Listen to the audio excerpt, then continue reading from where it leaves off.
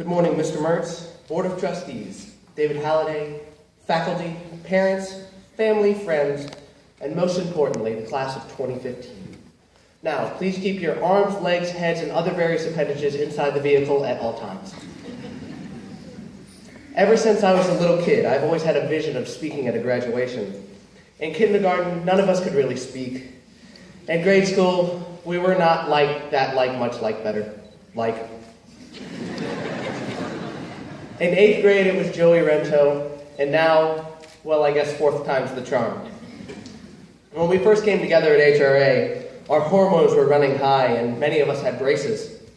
That first day, I knew only one person, Ben Motter. He walked me around, pointing people out and describing them to me. I'll remember he pointed to Tyler Jones, and he said, "See that kid? He'll run the CIA one day."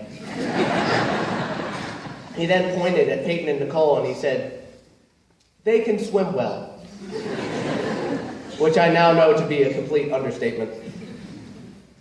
As lunch started, we went to go find the classmates to eat with. It was then that we were introduced to the merry band of misfits that we've had so many crazy memories with.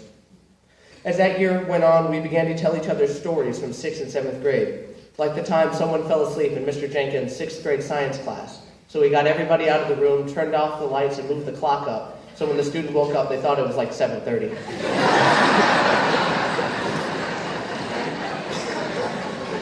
We also endured what was probably the best middle school show ever, Treasure Island.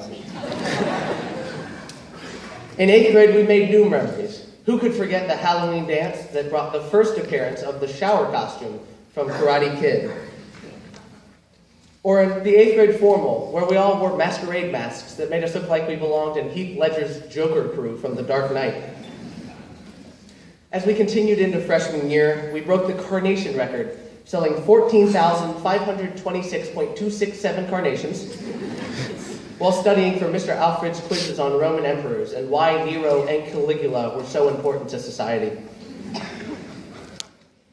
We also saw the beginning of a 4-year reign in state championships for our swim team.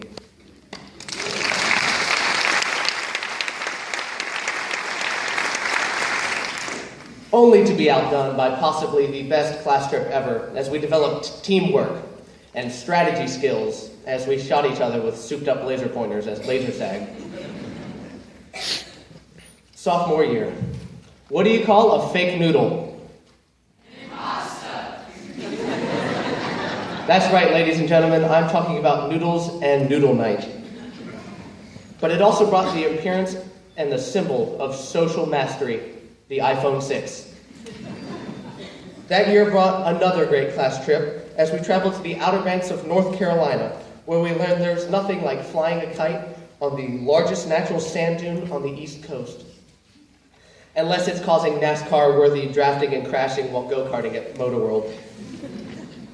Junior year brought the iconic symbol of victory, the idol that says, "We've got spirit, yes we do. We've got spirit, how about you?" That's right, a plunger. It also brought the shower costume 2.0, the Kit Kat Club, and dun-dun-dun-dun-dun-dun-dun. The college process. But that's not all it brought. It also brought the HRA residency program. 24 courageous students from China living right down the street.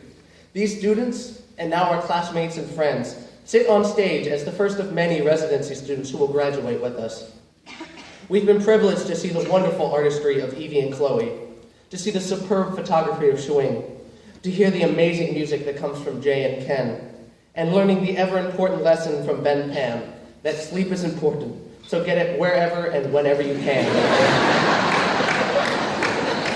Like the library, AP Calculus, chemistry, the senior lounge, and even a lunch table.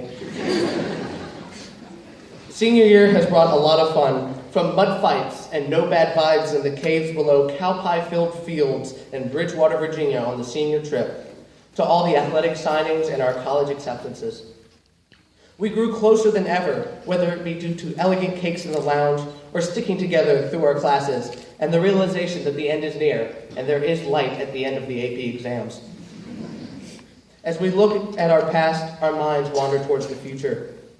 We look at each other wondering where we'll be in the next 5 years. We can see great potential we have on this stage. There are potential Olympic athletes, a professional dancer, lawyers, doctors, and even a few movie directors.